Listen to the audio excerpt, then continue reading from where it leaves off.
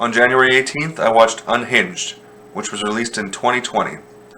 Russell Crowe stars here, and though he might not be my favorite actor of all time, he does make a super convincing big scary man who's gone completely off the rails.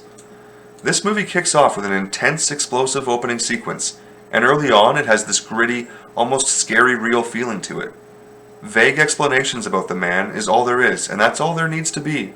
There doesn't need to be any specific details other than he's got nothing left to live for, because he's meant to be as common as possible.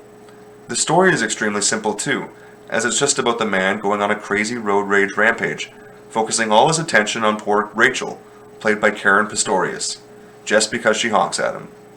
There's some driving scenes that really stand out as some of the most realistic I've ever seen in a movie, to the point that I could actually feel those quick, jarring moments that happen when you drive. And I know I flinched or winced more than once.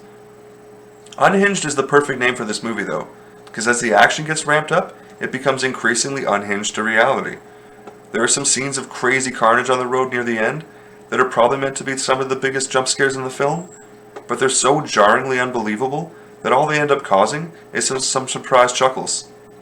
This eventually leads to the big ultimate showdown between the man and Rachel, and it should be this great climactic event, but it's badly undercut by some terrible dialogue and honestly, a pretty boring fight scene.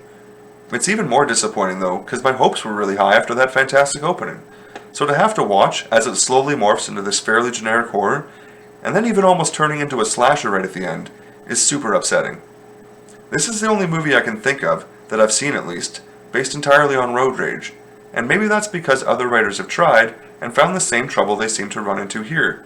Namely, if the story is going to keep ramping up the action throughout the entire runtime, it will end up having to get to this completely ridiculous, unbelievable level. And if you go the other way and try to keep the story more grounded and real, it's just too small of a story to fill a full movie. Because most road rage incidents just don't last the entire day. I don't know if there's really any way to avoid this problem though, so maybe I shouldn't blame the writers as much as it's just the subject matter. Russell Crowe was perfectly cast though, and like I said, he's not personally one of my favorite actors, but I do understand the appeal. So if you're a fan of his, this movie is probably worth a look.